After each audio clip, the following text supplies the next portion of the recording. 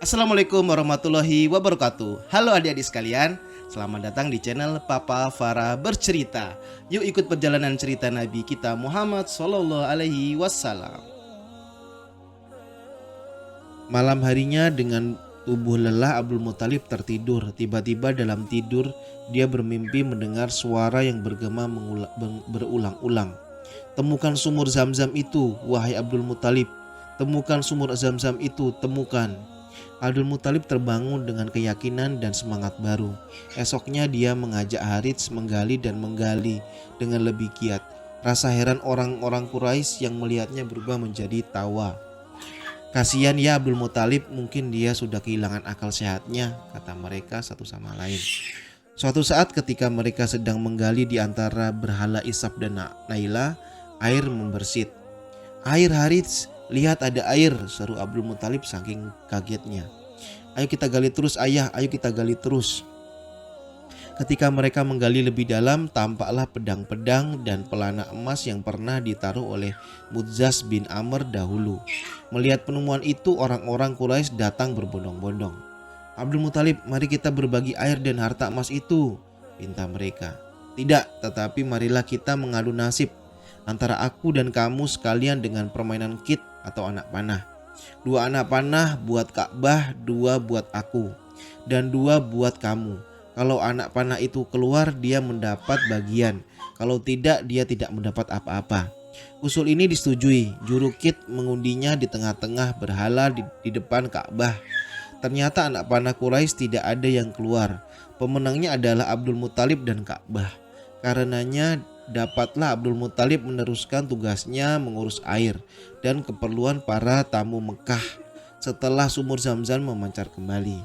Mengingat beratnya tugas itu, Abdul Muthalib sangat ingin agar dia mempunyai banyak anak laki-laki yang dapat membantunya. Adik-adik tersayang, apakah keinginan mereka terkabul? Pedang dan pelana emas. Abdul Muthalib memasang pedang-pedang itu di pintu Ka'bah, sedangkan pelana-pelana emas ditaruh di dalam rumah suci itu sebagai perhiasan. Adik-adik tersayang, Abdul Muthalib bernazar, kalau saja aku mempunyai 10 orang anak laki-laki, kemudian setelah semuanya dewasa, aku tidak memperoleh anak lagi, seperti ketika sedang menggali sumur Zam-Zam, maka salah seorang di antara 10 anak itu akan kusembelih di Ka'bah sebagai kurban untuk Tuhan. Ternyata takdir memang menentukan demikian. Abdul Muthalib akhirnya mendapat 10 orang anak laki-laki. Setelah semua anak beranjak dewasa, dia tidak lagi memperoleh anak. Dipanggilnya ke 10 orang anak itu, termasuk si bungsu Abdullah yang amat disayangi dan dicintainya. Aku pernah bernazar untuk menyembelih salah seorang dari kalian jika Tuhan memberiku 10 orang anak laki-laki. Ke-10 anaknya terdiam. Mereka memahami persoalan itu. Mereka juga melihat kebingungan yang luar biasa di mata ayah mereka yang berkaca-kaca. Namun aku tidak bisa menentukan siapa di antara kalian yang harus kusembelih. Oleh karena itu aku berniat memanggil juru kit untuk menentukannya. Di hadapan patung dewa tertinggi di Ka'bah, juru kit meminta setiap anak menulis namanya masing-masing di atas kit. Kemudian dia mengocok anak panah tersebut di hadapan berhala Hubal. Nama anak yang keluar adalah Abdullah. Melihat itu, serentak orang-orang Quraisy datang dan melarangnya melakukan perbuatan itu. Batalkan keinginanmu Abdul Muthalib. Mohon ampunlah kepada Hubal supaya kamu bisa membatalkan nazarmu. Adik-adik tersayang, sanggupkah Abdul Muthalib menyembelih anak kesayangannya, apalagi tidak ada orang yang menyetujui niatnya itu? Nazar adalah niat seseorang untuk melakukan suatu amal ibadah jika keinginannya tercapai. Misalnya seorang anak bernazar akan melakukan saum jika dia lulus dengan baik setelah keinginannya terkabul. Dia pun harus melakukan saum karena nazar ditujukan kepada Allah. Nazar tidak berlaku dalam perbuatan dosa.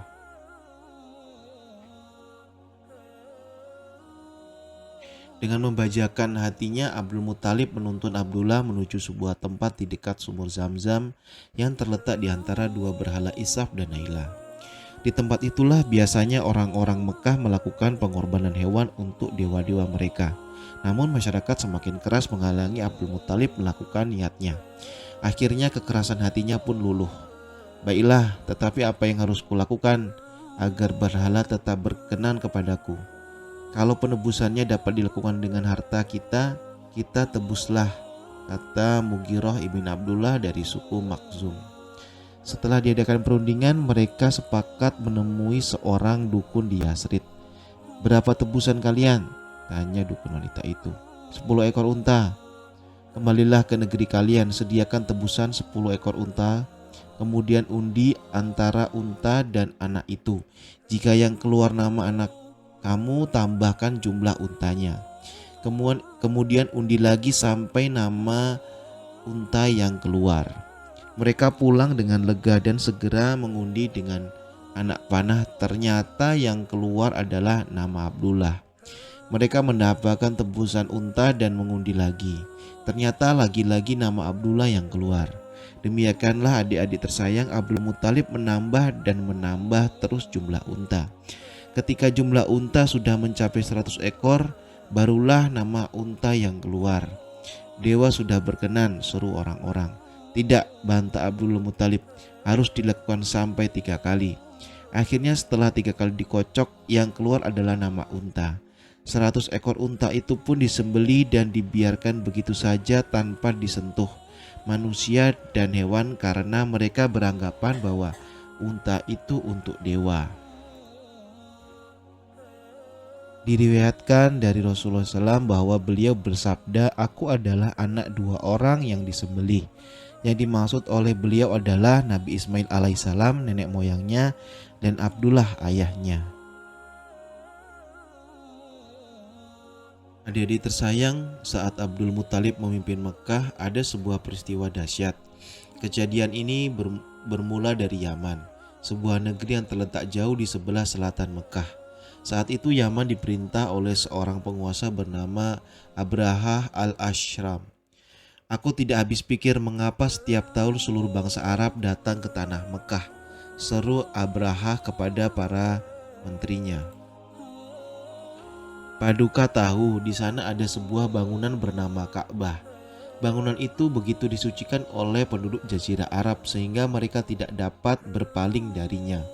Kesanalah mereka pergi beribadah menyembah para dewa sepanjang tahun. Jawab salah seorang menteri.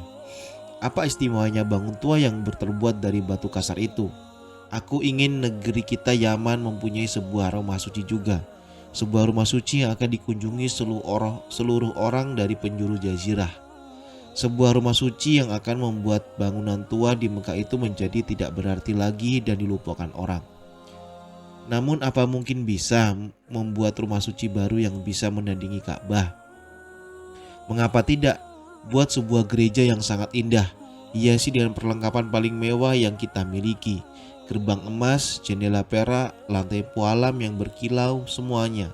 Kerahkan seluruh ahli bangunan. Aku ingin gereja itu selesai dalam waktu singkat. Tidak lama kemudian berdirilah sebuah gereja seindah yang diinginkan Abraha, sang penguasa Yaman itu, mengunjungi dengan rasa puas. Lihat, tidak lama lagi seluruh orang Arab akan datang ke sini, kata Abraha kepada bawahannya. Bahkan orang-orang Mekah akan melupakan semua rumah tua mereka begitu melihat bangunan seindah ini. Benarkah demikian adik-adik tersayang? Bendungan Ma'rib. Penduduk asli Yaman adalah kaum Saba. Sebelum datangnya Islam, negeri Yaman telah terkenal dengan kemajuan teknologi bangunannya. Salah satu bangunan yang amat terkenal adalah bendungan raksasa Ma'rib.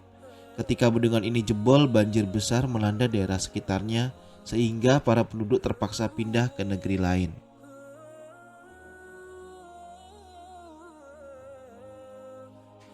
Ternyata apa yang diharapkan Abraha tidak terjadi, adik-adik. Orang-orang Arab sudah sangat mencintai rumah purba Ka'bah sehingga mereka tidak dapat berpaling ke rumah suci yang lain. Betapapun indahnya bangunan itu dibuat, orang-orang Arab merasa ziarah mereka tidak sah jika tidak mengunjungi Ka'bah. Bahkan penduduk zaman sendiri tidak mengindahkan rumah suci baru itu. Seperti biasa mereka tetap berbondong-bondong berziarah ke Mekah. Tidak ada jalan lain, geram Abraha. Gerahkan semua pasukan gajah kita, serbu dan hancurkan Ka'bah. Aku sendiri yang akan memimpinnya. Jika bangunan tua itu hancur dan rata dengan tanah, orang-orang Arab tidak akan punya pilihan lain selain ke tempat kita. Adik tersayang, sang penguasa Yaman memang ditakuti orang karena pasukan gajah yang dimilikinya. Abraha sendiri naik di atas seekor gajah yang paling besar dan kuat. Maju, perintahnya. Trompet pun membahana dan bumi seolah pecah oleh gemuruh pasukan yang maju ke medan perang. Mendengar keberangkatan pasukan ini untuk menghancurkan Ka'bah, penduduk Jazirah Arab terkejut bukan kepalang. Walaupun tahu pasukan Abraha begitu kuat, jiwa kepahlawanan orang-orang Arab menjulang di hadapan musuh. Zunafar, seorang bangsawan Arab, mengarahkan masyarakatnya untuk menahan gerakan maju pasukan Abraha. Akan tetapi dia dikalahkan dan ditawan. Naufal bin Habib Al-Katami memimpin pasukan kabilah Syahran dan Nahis, namun dia juga dikalahkan dan dijadikan penunjuk jalan pasukan Abraha. Adik-adik tersayang, apa yang akan dilakukan Abdul Muthalib ketika mendengar sebuah pasukan besar datang menuju negerinya untuk menghancurkan rumah suci Ka'bah? Al-Qulayus adalah nama gereja yang dibangun oleh Abraha agar orang tidak pergi haji ke Mekah. Tetapi ke gereja ini mengetahui maksud Abraha ini, bangsa Arab marah karena kecintaan mereka pada Ka'bah sudah mendarah daging. Bahkan seseorang dari suku Kinani malah pergi memasuki Al-Qulayus dan membuat kerusakan di dalamnya. Peristiwa inilah yang memicu Abraha untuk menghancurkan Ka'bah. Kita lawan mereka. Abdul Muthalib berikan peringatan kepada setiap orang untuk bertempur. Orang-orang Quraisy di Mekah panik. Mereka meminta pendapat Abdul Muthalib untuk bertempur. Abdul Muthalib tahu sekeras apapun mereka melawan, semua akan sia-sia. Pasukan Mekah akan ditaklukkan. Karena itu dia menjawab dengan bijak, "Tidak, kita tidak akan mampu." Seorang utusan Abraha telah tiba dan menyampaikan keterangan bahwa Abraha tidak akan memerangi kita. Abraha hanya ingin menghancurkan Ka'bah. Kita akan selamat jika kita tidak menghalanginya. Aku sarankan semua orang pergi mengungsi ke gunung-gunung di sekeliling kota. Abdul Muthalib kemudian mendatangi markas Abraha bersama beberapa orang pemuka Mekah. Kembalikan unta-unta kami yang engkau rampas, kata Abdul Muthalib kepada Abraha. Akan kukembalikan unta-unta itu. Apakah ada hal lain yang engkau minta? Tanya Abraha. Urungkan niatmu untuk menghancurkan Ka'bah. Jika engkau mau, kami akan berikan sepertiga harta dari daerah Tihama yang subur. Abraha menggeleng. Tidak. Kalau begitu, kami serahkan pengamanan Ka'bah kepada Tuhan pemilik Ka'bah, jawab Abdul Muthalib, lalu dia pergi. Adik-adik tersayang, kini kota Mekah kosong melompong. Penduduknya telah mengungsi. Jalan lebar terbuka bagi Abraha untuk menghancurkan Ka'bah yang letaknya sudah di depan mata. Siapakah yang mampu menghalangi kekuatan sebesar itu? Abraha al-Ashyaram bukanlah penduduk asli Yaman. Ia datang dari negeri Habasyah di Afrika untuk menduduki Yaman. 70.000 pasukan Habasyah yang dipimpin oleh Aryach berhasil mengalahkan Yaman. Namun Aryach kemudian dibunuh oleh Abraha. Sejak itulah Abraha memerintah di Yaman. Terima kasih untuk adik-adik pendengar sekalian. Jangan lupa like, subscribe, dan share ya, biar semua kebaikan tersebar. Papa Farah undur diri dulu nih. Sampai jumpa di cerita selanjutnya. Bye-bye. Waalaikumsalam warahmatullahi wabarakatuh.